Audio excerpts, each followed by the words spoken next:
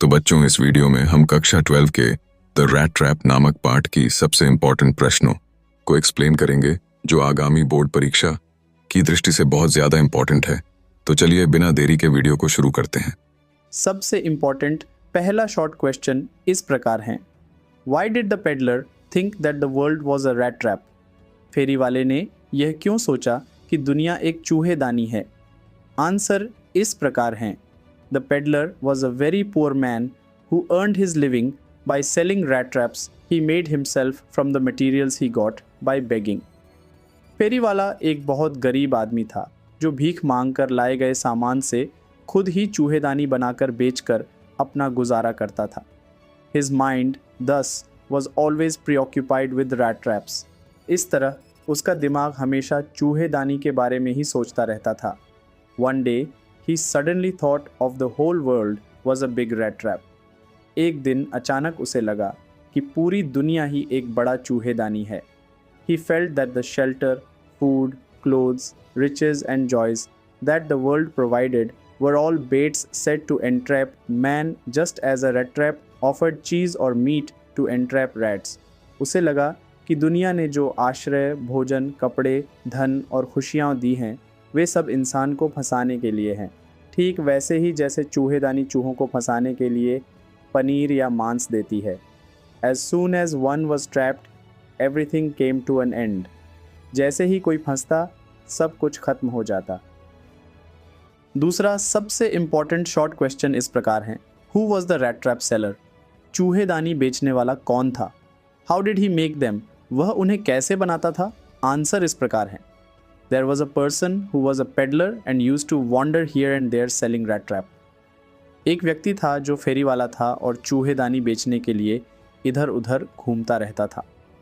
He was the rat trap seller and he made those rat trap himself from the material he got by begging in the stores or at the big farms.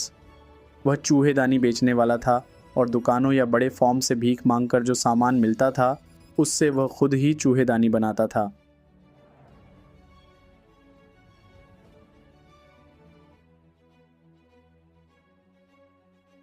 सबसे important पहला long question इस प्रकार है, What happened with the stranger at Iron Master's house? अजनबी के साथ लौह व्यापारी के घर पर क्या हुआ था? How was he treated by एडला विल्मनसन? उसके साथ एडला विल्मनसन द्वारा कैसे बर्ताव किया गया? आंसर इस प्रकार है, At Iron Master's house, firstly, the stranger was welcomed and bathed and shaved and given Iron Master's suit to him as a Christmas present. लौह व्यापारी के घर पर सबसे पहले अजनबी का स्वागत किया गया और नहलाया गया तथा दाढ़ी बनाई गई व लौह व्यापारी का सूट उसे क्रिसमस के उपहार के रूप में दिया गया। Then in the morning at the breakfast table his identity cleared and the Iron Master ordered him to go out from his house.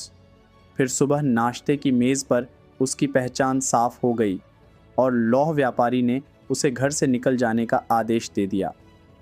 But the Iron Master's daughter एडला stopped him from going and argued with her father for him.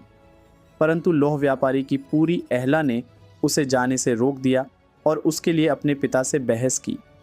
She didn't want to disappoint the guest and herself own too. She had prepared good dishes and other offerings for that stranger to make him feel homely. वह मेहमान को निराश नहीं करना चाहती थी और स्वयं को भी उसने उस अजनबी के लिए अच्छा भोजन व प्रसाद बनाया था, उसे पर जैसा महसूस कराने के लिए। Apparently, they themselves had invited that peddler to celebrate Christmas evening. स्पष्ट रूप से आखिरकार उन्होंने उस फेरी वाले को क्रिसमस की संध्या मनाने के लिए स्वयं ही बुलाया था। That's why Edla treated that stranger as a guest, as a captain, and didn't let him go from there, even her father's disapproval. इसीलिए एडला ने उस अजनबी के साथ एक मेहमान, एक कैप्टन की भांति व्यवहार किया और वहाँ से अपने पिता की अस्वीकृति के बाद भी नहीं जाने दिया। दूसरा सबसे इम्पॉर्टेंट लॉन्ग क्वेश्चन इस प्रकार है, Whose cottage did the peddler find along the road? सड़क के बगल में फेरी वाले को किसकी कुटिया मिली? How was he treated by the owner of the cottage and why? कुटिया के मालिक के द्वारा उसके साथ कैसे व्यवहार किया गया और क्यों? आंसर इस प्रकार हैं, Along the road, the peddler found a cottage of an old man who used to live there alone. सड़क के बगल में फेरी वाले को एक बूढ़े आदमी की कुटिया मिली जो बूढ़ा आदमी अकेला रहा करता था. The owner of the cottage, that old man treated with him like a guest. घर के मालिक उस बूढ़े व्यक्ति ने उसके साथ एक मेहमान की तरह बर्ताव किया. He welcomed the peddler and offered him porridge and the supper. उसने फेरी वाले का स्वागत किया और इसे दलिया व शाम का भोजन दिया. Then he carved off a slice from his tobacco roll and gave to the stranger. फिर उसने अपने तंबाकू के बंडल से एक फांक काटी और उस अजनबी को दी. Finally, he got out an old pack of cards and played Mjulis with the peddler until bedtime. अंततः उसने एक पुरानी ताश की गड्डी निकाली और सोने का समय होने तक अपने मेहमान के साथ Mjolis नामक खेल खेला. The old man, the crofter who was the owner of that cottage, treated that peddler, the stranger, in such a friendly manner because he was without wife or child.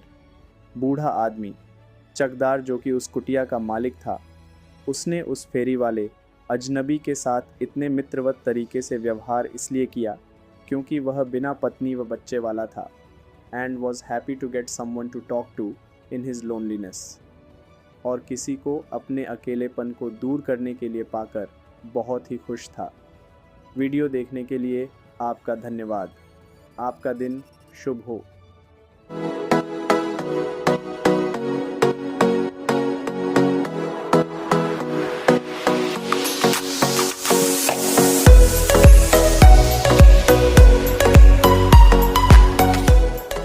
Rahul sir E classes में आपका स्वागत है. Online और offline कक्षाओं से जुड़ने के लिए हमारे YouTube चैनलों को सब्सक्राइब करना न भूलें. फेसबुक, इंस्टाग्राम और स्नैपचैट पर भी हमें फॉलो करें. ज्ञान बढ़ाने के लिए हमेशा तैयार रहें. हम आपके विकास के लिए समर्पित हैं. आपका धन्यवाद.